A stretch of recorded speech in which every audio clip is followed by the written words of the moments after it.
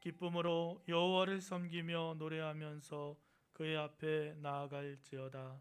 하나님은 영이시니 예배하는 자가 영과 진리로 예배할지니라. 아멘.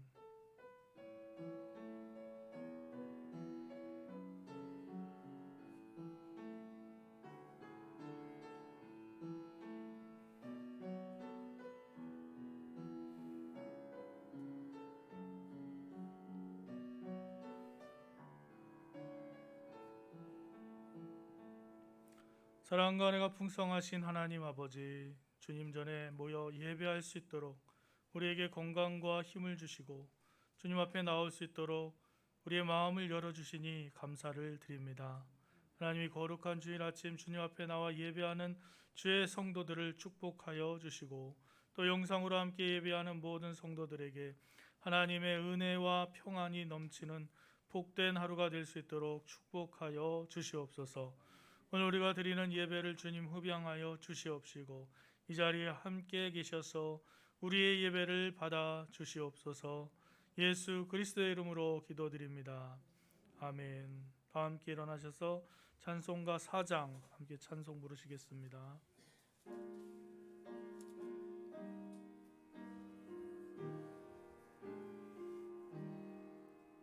성부 성자와 성령 영원히 영광 받으옵소서. 대초로 지금까지 또 길이 영원 무궁 성삼위께 영광. 아멘. 나는 전능하신 아버지 하나님 천지의 창조주를 믿습니다. 나는 그의 유일하신 아들 우리 주 예수 그리스도를 믿습니다. 그는 성령으로 잉태되어 동정녀 마리아에게서 나시고 본디오 빌라도에게 고난을 받아 십자가에 못 박혀 죽으시고 장사된 지 사흘 만에 죽은 자 가운데서 다시 살아나셨으며 하늘에 오르시어 전능하신 아버지 하나님 우편에 앉아 계시다가 거기로부터 살아있는 자와 죽은 자를 심판하러 오십니다. 나는 성령을 믿으며 거룩한 공교회와 성도의 교제와 죄를 용서받는 것과 몸의 부활과 영생을 믿습니다. 아멘. 교동문 8번 말씀입니다. 어리석은 자는 그의 마음에 이르기를 하나님이 없다 하는도다.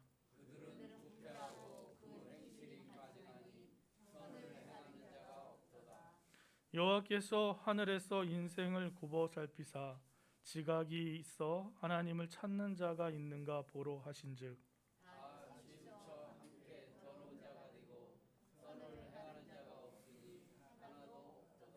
죄악을 행하는 자는 다 무지하냐. 그들이 떡 먹듯이 내 백성을 먹으면서 여호와를 부르지 아니하는도다.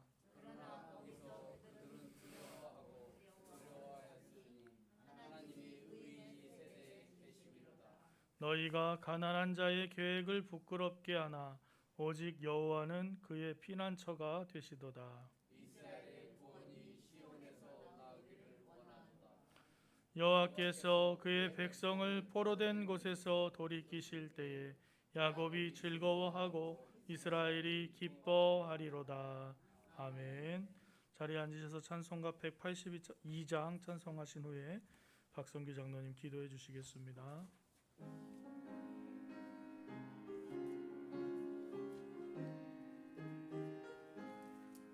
강물같이 흐르는 기쁨 성령 강림함이라. 정결한 마 영원하도록 주의 거처 되겠네. 주님 주시는 참된 평화가 내 맘속에 넘치네. 주의 말씀에 거센 풍랑도 잠잠하게 되도다. 나의 생명 소생케 됨은 성령 임하심이라. 모든 의심 슬픔 사라져 주의 평강 넘치네. 주님 주시는 참된 평화가 내 맘속에 넘치네. 주의 말씀에 거센 풍랑도 잠잠하게 되도다. 하늘에서 담비 내리고 햇빛 찬란함같이 우리 마음에 성령이 많이 주님 보내심이라. 주님 주시는 참된 평화가 내 맘속에 넘치네. 주의 말씀에 거센 풍랑도 잠잠하게 되도다. 생명시내 넘쳐 흘러서 마른 광야 적신이 의의 열매 무르익어서 주수를 기다리네. 주님 주시는 참된 평화가 내 맘속에 넘치네. 주의 말씀에 거센 풍랑도 잠잠하게 되도다. 놀라우신 주의 은혜로 그의 얼굴 뵙겠네. 평화로운 안식처에서 영원토록 쉬겠네. 주님 주시는 참된 평화가 내 맘속에 넘치네. 주의 말씀에 거센 풍랑도 잠잠하게 되도다.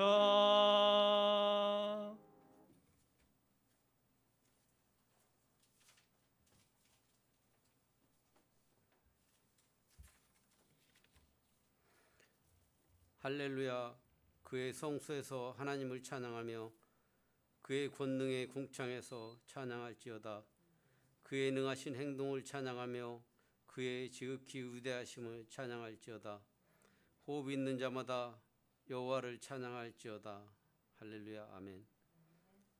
영원히 죽을 수밖에 없는 저희들을 하나님의 자녀를 삼아주시고 영원한 생명을 허락하신 하나님께 감사와 찬송과 영광을 올리옵니다.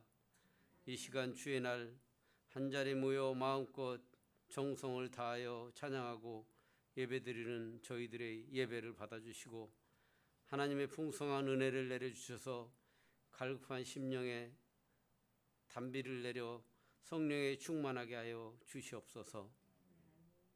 우리들 한 주간 세상에 살면서 하나님의 자녀로 온전히 살지 못하고 교만과 욕심에 사로잡혀 살아온 시간을 뒤돌아보고 주님 앞에 내려놓고 회개하고 용서하여 주셔서 깨끗함을 잊고 주님을 예배하는 이 시간이 되게 하여 주옵소서. 하나님, 여름 장마철이 되어 많은 비로 인하여 어려움에 처해 있는 남부지방 형제들에게 힘과 용기를 주셔서 어려움을 속히 헤쳐나갈 수 있도록 은혜를 내려 주시옵소서. 우리들 찾아가 그들을 도와야 하나 도울 수 없어 기도로 하나님께 드리오니 하나님의 위로가 함께하여 주시옵소서. 하나님, 코로나로 인하여 온 인류가 삶이 큰 위기에 맞게 되었습니다. 잘 사는 나라와 못 사는 나라 할 것 없이 많은 생명들이 코로나에 감염이 되고 변이 바이러스가 발생되고 있습니다. 특히 우리나라 수도권에는 코로나가 줄어들지 않고 더욱 창궐하여 우리들이 주의 제단에 나와 마음 놓고 예배드리는 일이 어려워지고 우리의 모든 행동을 마음 놓고 할 수 없는 방역의 4단계가 이르렀습니다. 세상을 창조하시고 주관하시고 다스리시는 하나님, 코로나로 힘들어하는 온 인류들에게 치유하여 주시고 치료제로 개발되어 코로나부터 속히 벗어날 수 있도록 우리에게 은총을 허락하여 주시옵소서. 이 모든 일을 끝맺을 분은 하나님 한 분밖에 없사오니 하나님께 우리들 눈물로 회개하고 하나님에 돌아서는 우리 자녀들이 되게 하여 주시옵소서. 어려운 이 시대에 우리의 삶을 온전히 주님 앞에 맡기고 주님의 은혜로 살아가는 주의 자녀들이 되게 하시고 성령의 인도하심을 따라 세상에 꼭 필요한 사람이 되어 세상을 변화시키고 주님의 사랑을 전하며 살아가게 하여 주시옵소서. 성령님이 우리 마음에 강림하셔서 우리가 변화받고 성령의 충만한 가운데 살아가게 하시고 서로 사랑으로 하나가 되어 주의 일을 감당할 때에 하나님의 권능의 역사가 이루어지는 예일제단이 되게 하여 주시옵소서. 주님, 우리들 하나님의 말씀을 굳게 서게 하시고 말씀에 순종하는 삶을 살아가는 주의 자녀들이 되게 하시고 우리들 서로를 위해 기도하게 하시고 특히 몸이 연약한 우리 권사님들을 위하여 더욱 기도하게 하시고 온 성도가 하나 되어 주님을 섬기는 주의 제단을 만들어가게 하여 주시옵소서.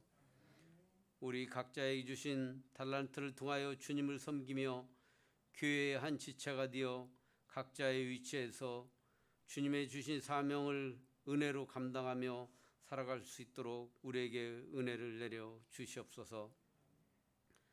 코로나로 인하여 경제적으로 힘들어하는 많은 가정들이 있습니다. 그 가정들을 위로하여 주시옵시고 희망의 끈을 놓지 않고 맞서 싸워 이겨나갈 수 있는 가정들이 되게 하여 주시옵소서. 나라를 이끌어가는 지도자들에게 지혜를 주셔서 백성의 어려움을 헤아려 주고 백성을 어떻게 도울 일이 있는지 온 힘을 다하여 기도하는 지도자들이 되게 하여 주시옵소서.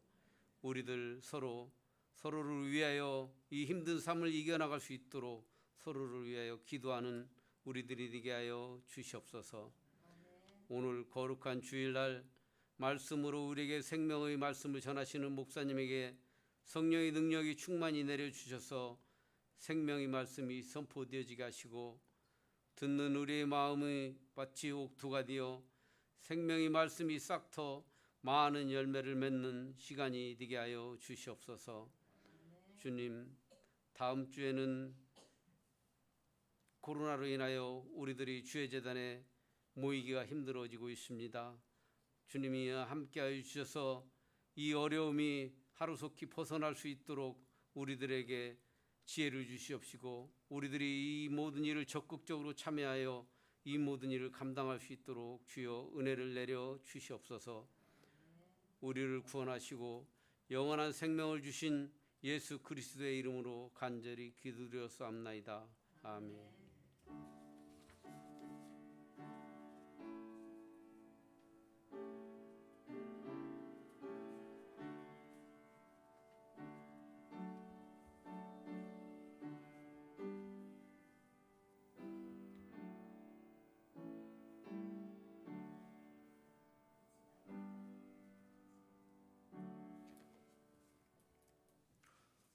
오늘 우리에게 주시는 하나님 말씀은 사도행전 10장 44절에서 48절까지 말씀입니다. 사도행전 10장 44절에서 48절까지 말씀. 한 절씩 교독하시고 마지막 절 함께 읽겠습니다. 베드로가 이 말을 할 때에 성령이 말씀 듣는 모든 사람에게 내려오시니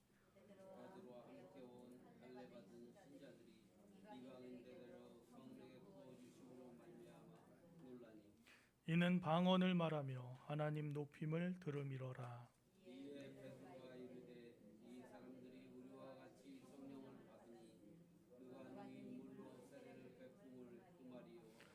명하여 예수 그리스도의 이름으로 세례를 베풀라 하니라. 그들이 베드로에게 며칠 더 머물기를 청하니라. 아멘.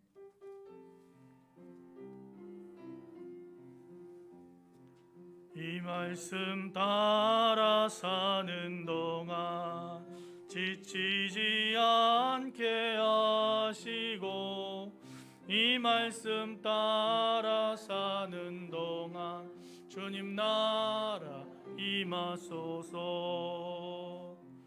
이 말씀 따라 사는 동안 지치지 않게 하시고 이 말씀 따라 사는 동안 주님 나라 이루소서. 할렐루야.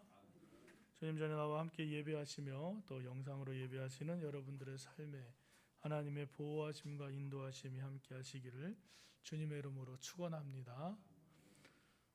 코로나 4단계까지 올라간 건 처음인 것 같은데 4단계가 올라서 국민들이 많이 두려워하고 있습니다. 예, 두렵고 막 떨리죠. 쉽게 말하면 6시 이후에 출입 금지죠. 거의 6시 이후에는 출입을 하지 마라. 통행 금지 같은 거죠. 옛날처럼 한 2주 동안 빨리 잘 해서 또 감염자가 줄어들어서 또 안전한 시간이 오기를 바라고 기도할 따름입니다. 어떻게 보면 더 가정적이 되고 좋은 것 같기도 해요. 예, 미국 같은 경우는 퇴근하면은 그냥 집에서 식구들하고 같이 어울리지 뭐 사회 나가서 무슨 술집 가거나 이런 건 별로 일부에 하나에서 이렇게 하니까 더 가정적이죠. 그래서 아빠랑 공원 가서 공놀이도 하고 뭐 이런 일들이 있는데 우리나라는 지금 공원도 못 가니까 이제 문제지만 앞으로 이렇게 좀 정착되어서 가정적인 분위기, 회사 분위기도 많이 바뀌고 그랬으면 긍정적으로 바뀌었으면 좋겠다라는 생각도 있습니다. 오늘은 이방인들에게 내린 성령이라는 말씀으로 하나님 말씀 나누려고 합니다. 여러분, 이방인들이라는 표현이 여러분 생각에는 어떠세요? 이방인들 그러면 누구를 생각하세요? 아무 생각도 안 하시는구나. 이방인들 그러면 누구 생각하시는지 저는 궁금해요. 여러분, 우리가 이방인이에요. 내가 이방인이라는 사실을 여러분 잊으실 때가 종종 있으시죠?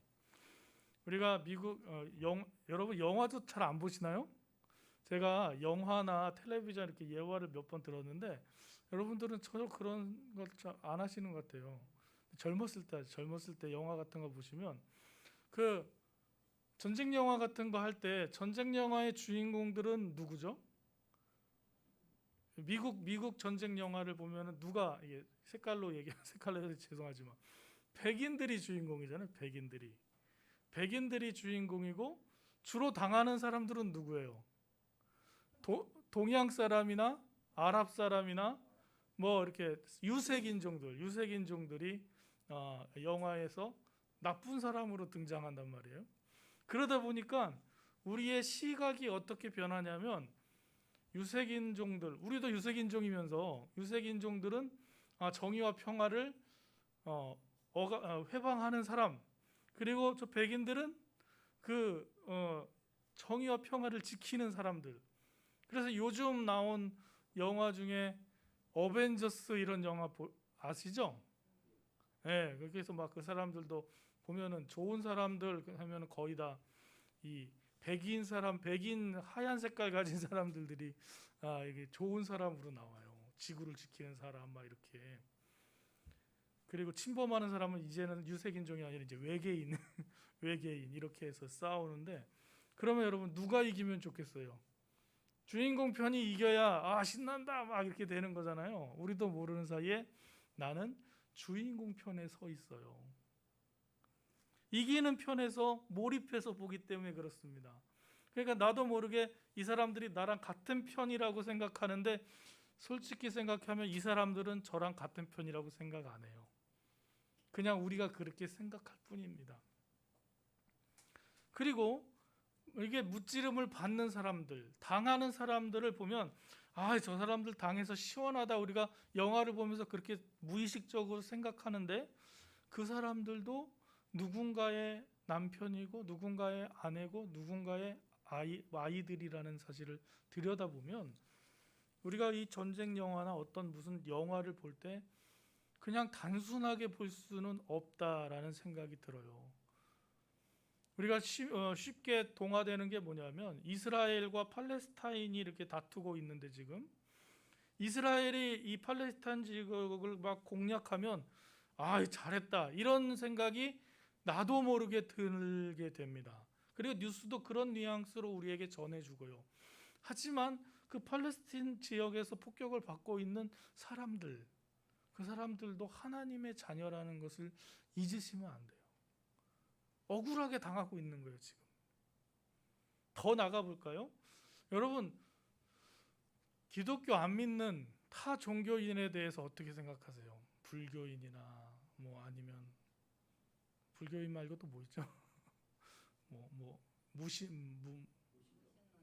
무신론자들도 있고 무속 신앙을 갖고 있는 사람들도 있고 여러분 그 사람들 보면은 우리 생각에 어떤 생각이 드냐면 나도 모르게 아 저 사람들은 하나님의 진노를 받을 사람이야. 빨리 구원받지 않으면 회개하지 않으면 구원받지 않으면 진노를 받아야 돼. 이런 게 너무나 당연하게 생각이 드는데 그 사람들도 하나님께서 사랑하시는 하나님의 자녀라는 걸 결코 잊으셔는 안 됩니다.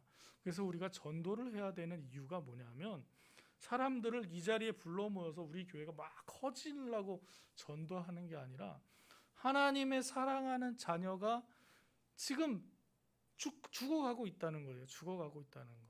이 생각이 우리 안에 들어와야 되는 거예요. 그래야 내가 하나님 앞에 전도할 생각이 들지.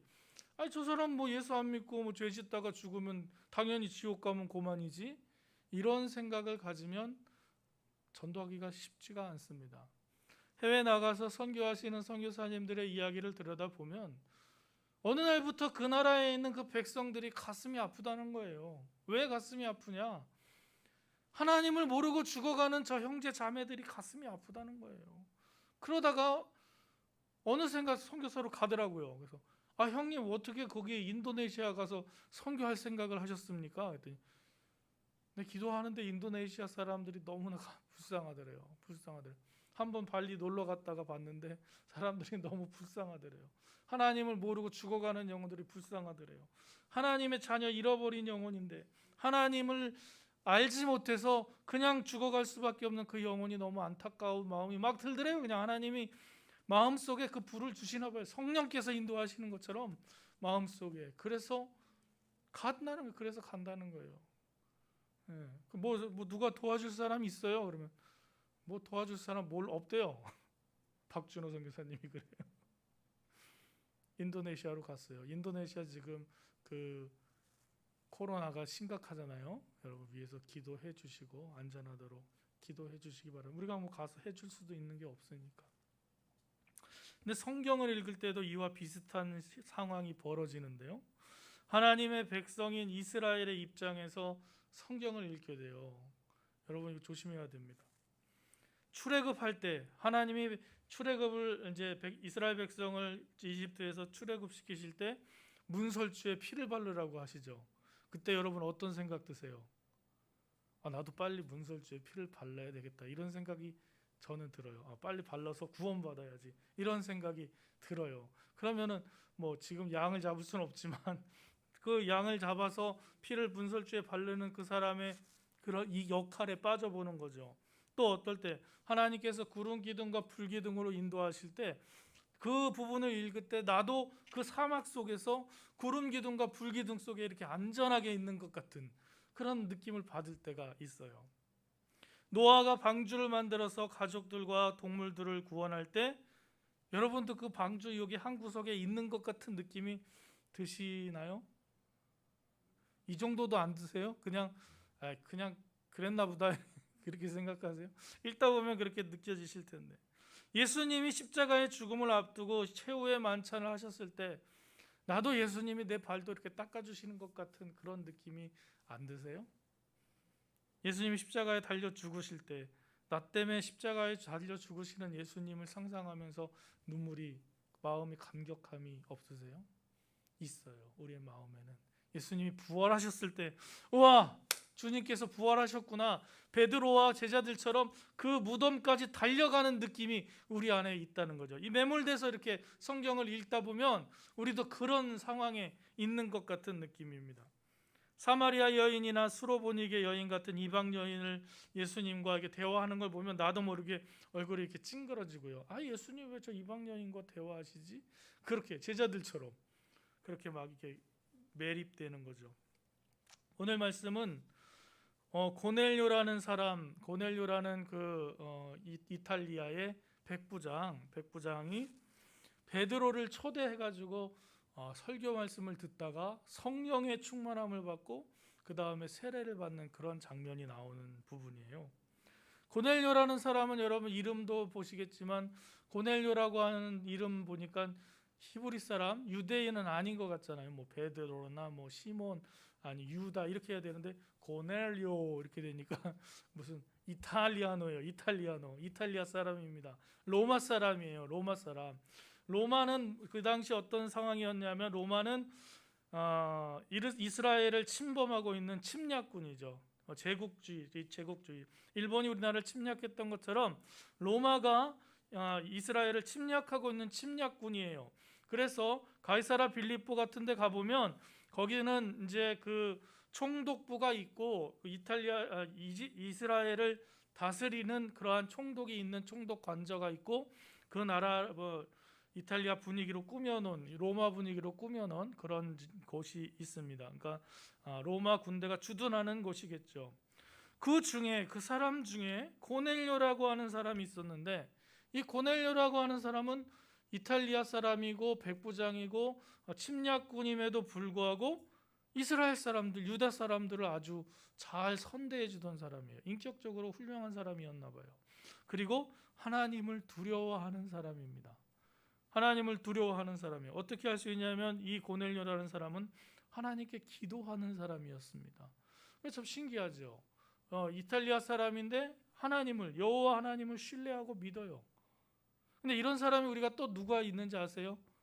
예수님 살아계실 때 예수님이 병 고쳐주시는 능력을 베푸시니까 백부장, 이름도 나오지 않은 그 백부장 이름이 그 한 사람이 누구를 위해서? 자기 종을 위해서 주님 제 종을 고쳐주십시오. 그러니까 사람들이 얘기합니다. 저 백부장은 우리 유다 사람들에게 잘하는 사람입니다. 좀 도와주십시오. 이렇게 청탁을 넣어요. 예수님이 그래 가자, 고쳐주러 가자 막 그러니까 백부장이 뭐라 그래요?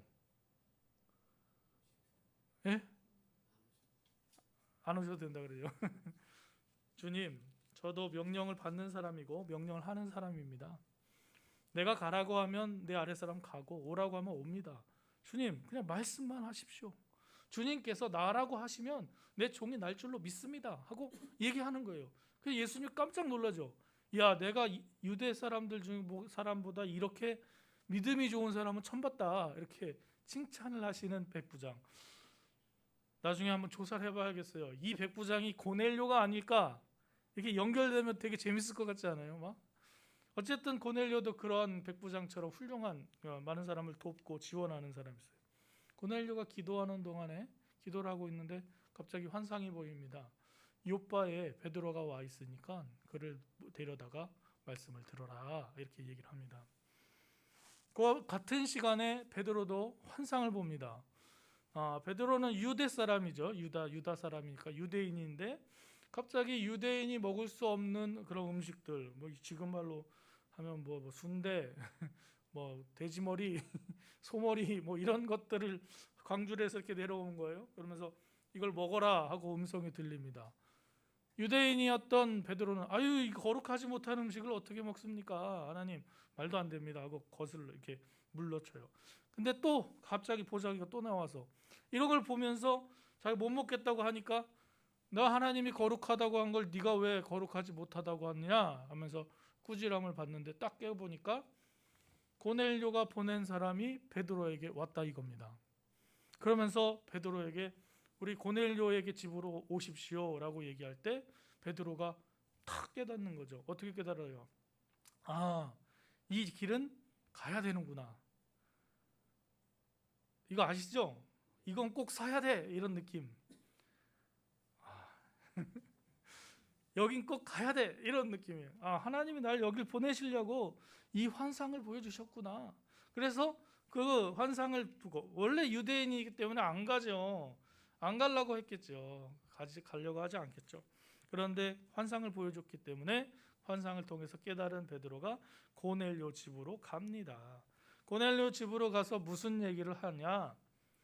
예수님이 왜 돌아가셨고, 예수님이 어떤 분이시고, 예수님이 어떤 상황 속에서 하나님의 아들이셨는데 하나님의 아들이신 예수님을 유대인들이 죽였고, 또 십자가 달려 죽으신 예수님이 부활하셨다 그러면서 예수님에 대해서 증언을 합니다. 예수님에 대해서 증언을 하니까 어떻게 됩니까? 갑자기 거기에서 오늘 말씀 44절 말씀에 베드로가 이 말을 할 때에 성령이 말씀 듣는 모든 사람에게 내려오시니.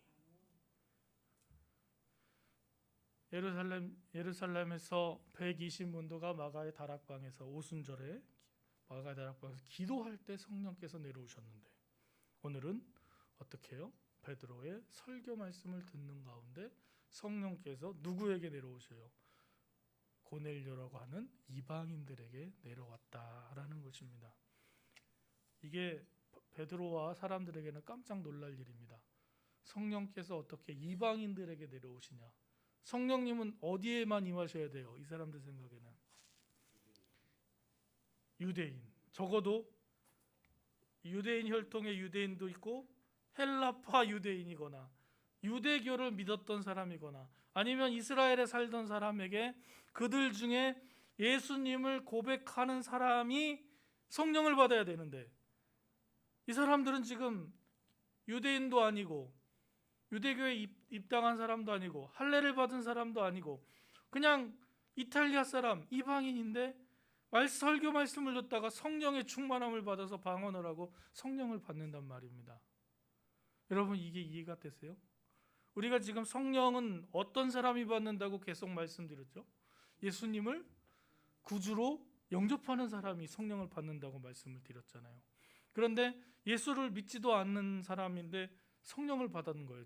지금 이 사람 생각에는 베드로와 예루살렘에서 왔다고 생각한 이 사람들에게는, 아니 예수님을 믿지도 않는데 갑자기 성령이 내린다고? 언제 믿어졌을까요? 베드로가 예수님에 대해서 설교 말씀을 나눌 때 이 사람들 마음에 그게 믿어진 거예요.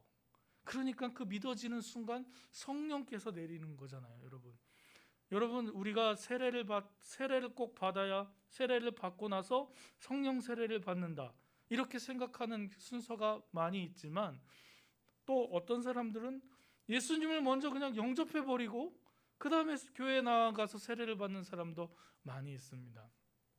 제 친구 목사님 중에 한 분은 기존 교회 목회를 보다 좀 다른 모습을 목회를 하셔요. 청년들과 함께 사역하다가 청년 교회를 이렇게 세웠는데, 이제 그 청년들도 많이 이제 중년이 돼 버렸죠.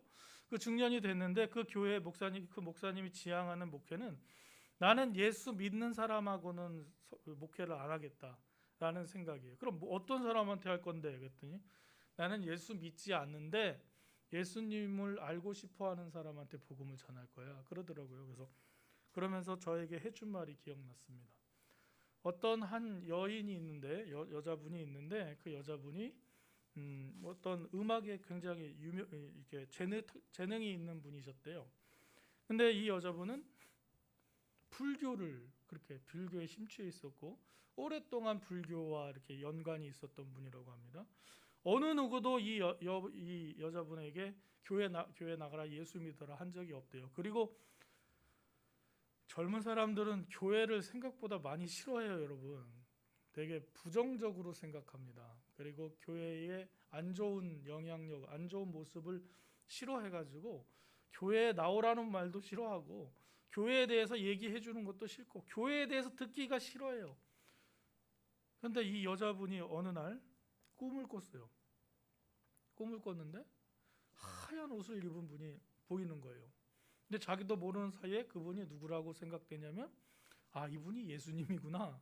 이 여자분이 교회도 안 다니는데 그 하얀 빛을 보더니 그분이 이분이 예수님이구나 그런 생각이 들었답니다. 그리고 이제 잠에서 깨고 나서 이제 나는 예수님을 믿는다. 하지만 교회는 안 가요. 아직도. 그래서 이 목사님과 이렇게 만나게 되었어요. 만나게 되어서 이제 제 친구 목사가 이제 예수님에 대해서 알려주고 복음에 대해서 알려주고 그렇게 이제 교제를 나누고 있다라는 얘기를 들었습니다. 신기하죠, 여러분. 하나님은 하나님이 택한 백성을 스스로 구원하시고 세워주시며 인도하시는 줄 믿습니다. 거기다 우리가 해야 할 일은 그 사람들에게 더 복음을 증거하기 위해서 같이 우리의 삶을 내주는 그러한 역할을 감당해야 됩니다. 사람들이 어떨 때 예수를 믿냐면요, 저 사람이 믿는 사람은 나도 믿을 수 있어, 이런 신뢰가 관계될 때 예수를 믿습니다. 그래서 예전에 전도되는 대상자들을 보면은 어떤 분이냐면 그 집주인 아줌마, 새든 사람, 집주인이 너무 인격적으로 잘해주는 거예요. 새 낼 돈이 없어서 힘들어도 괜찮아, 새대 내가 도와줄게, 좀 참아줄게 하면서 이렇게 잘 해줄 때 이 아줌마가 이 집주인 아줌마를 보면서 예수를 믿을 때가 많아요. 시골에 또 뭐 시장 근처에서 장사하는 사람인데, 예수 믿는 사람인데, 이 사람은 항상 좋은 물건을 갖다 놔요. 그리고 그렇게 비싸게 안 팔아요. 그럼 이 사람은 얘기하다가 당신은 왜 이렇게 좋은 물건을 싸게 팝니까? 이렇게 얘기해요. 나는 예수님을 믿기 때문에 거짓말할 수 없습니다. 그러면서 팔아서 이 사람이 믿는 예수님 나도 믿겠다. 이래서 복음이 증거되어집니다. 이제는 옛날처럼 옛날에 김익두 목사님 이런 부흥사처럼 예수 천당 불신지옥 해가지고 이렇게 복음을 믿는 사람들보다 사람들의 관계와 관계 속에서 만남을 통해서 맺어지는 이런 일들이 더 많아지는 거죠. 오늘 말씀을 보면 그렇습니다.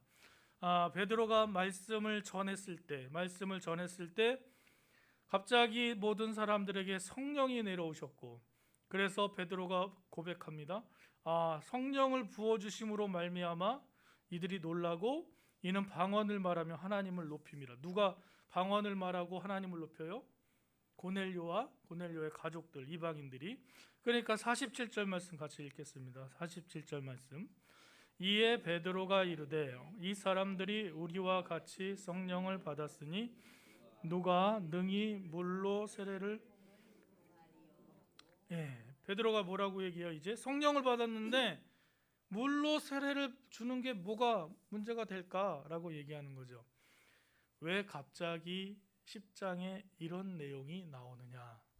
이제 11장에 가서 보면 베드로가 이 일에 대해서 교회에다 보고를 해요. 예루살렘 교회에다 보고를 하고, 그 다음에 이제 12장에 보면 큰 박해가 일어나고, 13장에 보면 이제 바나바와 사울이 등장하기 시작하는데, 사도행전의 기준으로 봤을 때 이제 이방인들에 대한 선교가 시작되기 때문에, 이방인들에 대한 선교를 시작하려면 어떻게 해야 돼요? 예루살렘 교회가 머리가 깨어져야 되잖아요. 복음을 유대 사람들만 믿어야 된다는 게 아니라 이방인들에게도 복음을 전해야 된다는 생각이 들어가야 되잖아요. 그래서 베드로를 통해서, 베드로가 누구냐면 예수님의 수제자잖아요. 예수님의 수제자를 통해서 이방인들에게 세례를 주는 놀라운 일들이 일어났다는 보고를 통해서 사도 바울이 세계로 나가서 복음을 전하는 길이 활짝 열리게 되었다라는 것입니다. 여러분, 이 본문을 읽으면서 여러분은 어디에 서 계십니까? 고넬료와 같이, 고넬료의 가족과 같이 하나님의 말씀을 들으며 성령을 받는 사람의 자리에 서 계십니까? 아니면 베드로와 같이 온 사람들 자리에 서 계십니까? 이방인들에게 성령을 준다고? 말도 안 돼, 이런 입장에 서 계십니까? 아니면 이 죄인에게도 성령을 베풀어 주시는군요, 이 자리에 서 계십니까? 오늘 이 장면은요, 단순히 고넬료 가족에게만 주어진 사건이 아니라 하나님께서 나에게 베풀어 주시는 놀라운 은혜의 사건이 펼쳐지는 장면입니다. 이방인인 나에게도 성령의 충만함을 덧입혀 주셔서 우리가 하나님을 아버지로 고백할 수 있게 된 놀라운 일들이죠. 예수 안 믿는 사람들은 도대체 왜 이스라엘 종교를 믿냐라고 얘기합니다, 우리한테. 근데 이 기독교는 이스라엘 종교가 아니에요. 미국의 종교도 아니에요. 유럽의 종교도 아니에요. 이 기독교는 하나님께서 사랑하는 자녀를 위해서 베풀어 주시는 성령의 충만함으로 베풀어지는 그 하나님의 교회입니다. 어느 나라의 종교가 아니란 말이에요. 이 기독교는 하나님께서 택하신 백성을 구원하시기 위해 성령을 부어주셔서 믿게 하시고 살게 하시는 역사가 일어나는 종교라고 하기도 좀 그렇지만 이게 바로 하나님께서 우리를 사랑하시는 기독교의 놀라운 모습인 줄로 믿으시기 바랍니다. 성령의 임재에 따라서 이제 교회는 모든 사람들에게 복음을 전해야 된다는 것이 명시화되었습니다. 누구에게만 복음을 전해야 돼요? 이제는 누구에게만이 아니에요. 모든 사람에게만이에요. 그런데 이것을 예수님이 먼저 보여주셨어요. 아까 말씀드렸지만 수로보니게 여인의 그 딸을 고쳐주시면서 그들을 구원으로 인도하셨고, 또 사마리아 여인 우물가에 그 여인을 만나서 얘기하시면서 내가 바로 그다라고 얘기하시면서 메시아를 믿게 하시는 예수님, 이미 이방인들에게 전도를 시작하신 예수님이잖아요. 그런데 제자들이 그걸 잊고 있었습니다. 성령께서 다시 깨우치게 하셔요. 예수님의 행동과 예수님의 말씀을 생각나게 하시는 분이 성령님이신데 이 성령님이 다시 깨닫게 하십니다. 내 복음은 유대인들에게만 전하는 게 아니다. 온 유대와 예루살렘만 전하는 게 아니다. 예루살렘과 온 유대와 사마리아와 땅 끝까지 이르러 내 복음을 전하라 라고 말씀하신 예수님의 말씀이 생각나게 하는 성령께서 이제 이방인들에게 복음을 전하게 하시고 그 복음이 전해서 나에게도 온 줄로 믿습니다. 여러분, 나를 위해 내가 복음을 믿기 위해서 얼마나 많은 사람이 목숨을 바쳐서 순교했는지 한번 세알아 보시겠습니까? 수도 없는 사람이 복음을 전하기 위해서.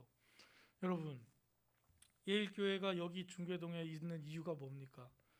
여기서 여러분이 예수 믿기 시작하셨으면 저는 여러분 때문에 여기 예일교회가 있다고 생각을 해요. 여러분이 예수님 만날 그 접촉점을 예일교회에서 하기 위해서 하나님이 여기 세우셨다고 생각합니다. 그러면 왜 계속 있어야 되는가요? 예일교회가?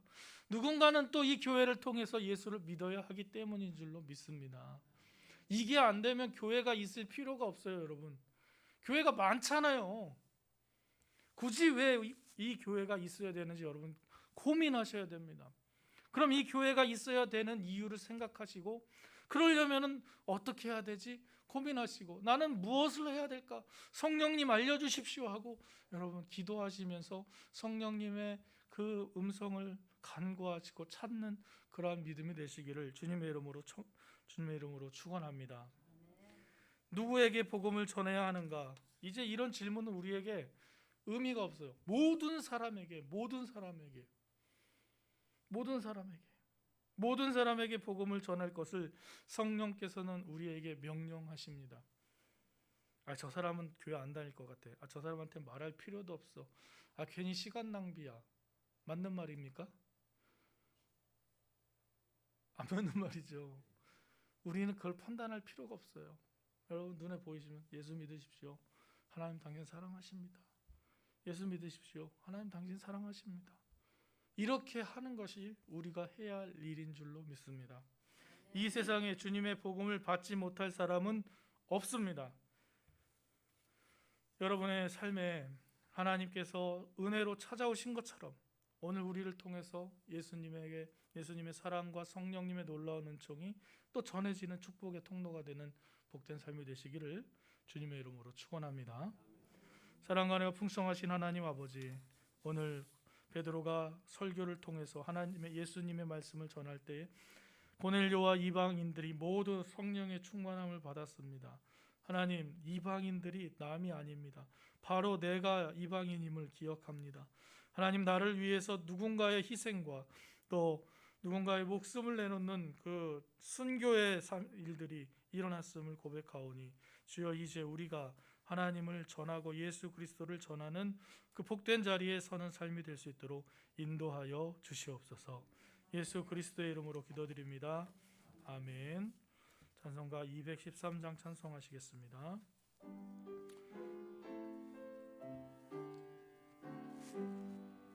나의 생명 드리니 주여 받아 주셔서 세상 살아갈 동안 찬송하게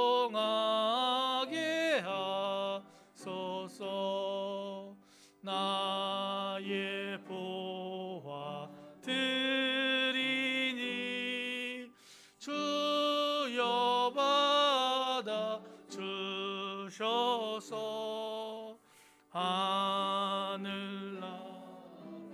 위하여 주 뜻대로 쓰소서. 아멘. 사랑과 은혜가 풍성하신 하나님 감사합니다. 주님께서 우리에게 힘과 능력 주시고 이 땅에 기업을 허락하셔서 이 땅에서 수고한 대로 먹고 마시게 하시며 세상에서 귀히 쓰이는 물질을 주님 앞에 감사함으로 드리게 하시니 주님 감사와 찬양을 올려드립니다. 우리를 통해서 영광 받으시기 합당하신 하나님께 우리가 하나님의 주인, 하나님이 우리의 주인이심을 인정하며 10의 1조를 드리고 감사의 제목을 통해서 감사헌금과 주정헌금과 주일헌금 또 선교헌금과 여러 가지 제목의 헌금을 하나님 앞에 올려드릴 수 있도록 힘과 능력을 주셨사오니 주님 이 땅에서 수고하고 애쓴 것을 주님께 드림으로 말미암아 우리에게 큰 기쁨이 넘치는 삶이 되도록 인도하여 주시옵소서.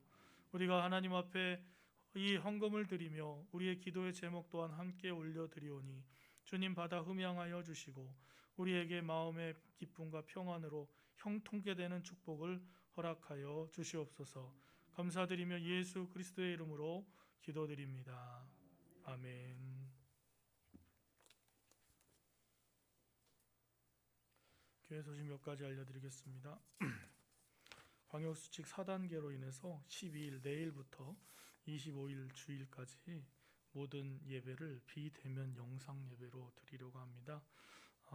수요 예배 영상 예배로 드리고요.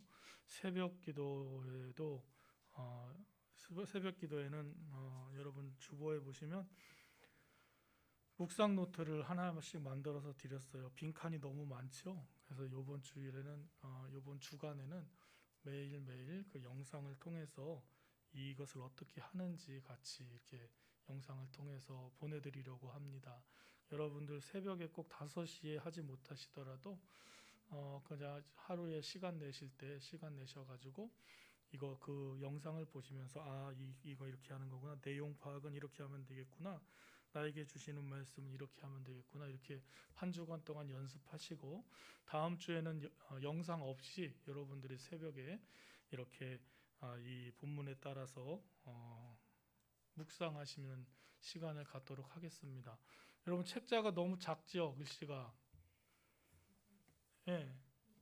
되게 예쁘게 만들었냐고 글씨가 좀 작을 텐데 혹시 너무 작다 생각하시면 다음 주에는 이렇게 해서 예쁘진 책처럼 나오진 않지만 이렇게 해서 글씨가 좀 크게 해서 뽑아 드릴게요. 그러면은 하시기가 좀 편하실 것 같은데 여러분 오늘 책으로 참 예쁘게 만들긴 했는데 생각해 보니까 글씨가 작아요. 네, 여러분 이번 주는 그거 보시고서 돋보기 끼시고 하시고요. 다음 주는 좀 더 큰 글씨로 좀 드릴게요. 이렇게 해서 저는 제가 여기 목회하는 동안에 여러분들이 이 성경을 읽고 그 안에서 묵상하고 하나님의 말씀을 찾아내는 훈련이 계속 되시기를 바라요.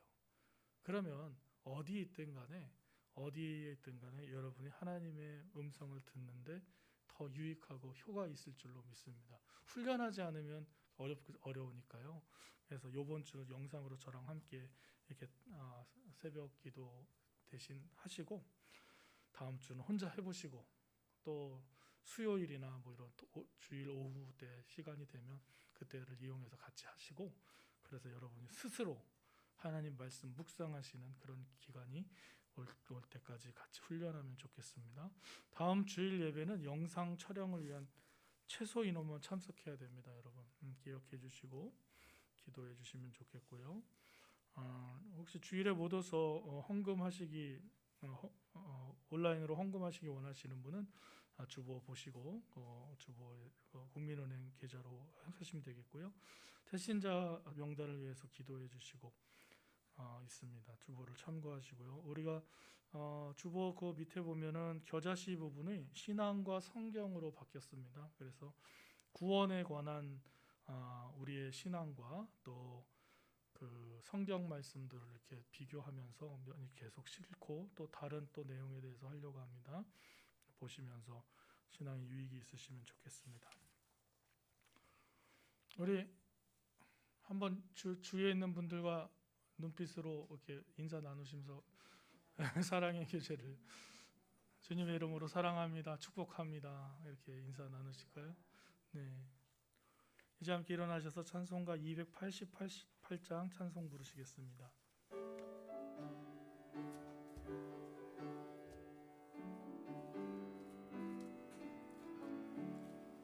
예수를 나의 구주 삼고 성령과 피로써 거듭나니 이 세상에서 내 영혼이 하늘의 영광 보리로다. 이것이 나의 간증이요 이것이 나의 찬송일세. 나 사는 동안 끊임없이 구주를 찬송하리로다. 온전히 주께 맡긴 내 영 사랑의 음성을 듣는 중에 천사들 왕래하는 것과 하늘의 영광 누리도다.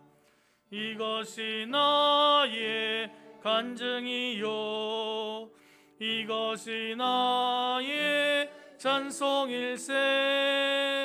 나 사는 동안 끊임없이 구주를 찬송하리로다. 주 안에 기쁨 누림으로 마음의 풍랑이 잔잔하니 세상과 나는 간 것 없고 구속한 주만 보이도다. 이것이 나의 간증이요 이것이 나의 찬송일세. 나 사는 동안 끊임없이 구주를 찬송하리로다. 아멘. 사랑과 은혜가 풍성하신 하나님 아버지, 이방인이었던 우리를 택하셔서 하나님의 자녀 삼아주시고 또 많은 제자들을 통해서 복음이 우리에게까지 흘러들어와 주님의 복음을 듣게 하시고 마음으로 믿게 하시고 성령의 충만함을 받게 하시니 감사드립니다. 하나님, 이제 우리가 받은 이 복음의 기쁨을 전할 수 있는 사람들 되게 하셔서 누구에게 전할 것이 아니라 모든 사람에게 전해야 되는 것을 마음으로 깊이 깨닫고 아버지 세상 속으로 나아가오니 우리에게 성령의 민감함을 주셔서 우리가 전해야 할 자들을 보게 하시고 주님의 복된 소식을 담대히 전하는 축복의 통로가 될 수 있도록 역사하여 주시옵소서. 지금은 우리 주 예수 그리스도의 은혜와 하나님 아버지의 무한하신 사랑하심과 성령님의 감화 감동하시고 교통하시는 역사하심이 이제 성령의 충만함을 받은 한 이방인으로 주님의 복음을 전하는 그 길에 기쁨으로 서고 또 주님의 복된 소식을 전하는 축복의 통로로 살기로 다짐하며 주님 앞에 서는 하나님의 귀한 백성들 머리 위에와 그들의 가정과 가족들 위에, 그들이 계획하고 준비하는 모든 비전들 위에와 코로나로 더 힘들어하고 있는 이 나라와 이 민족, 또 북녘에 있는 동포들과 세계에 나가서 복음을 전하시는 선교사님과 그 사역 가운데 지금부터 영원토록 함께 하시기를 간절히 축원하옵나이다. 아멘.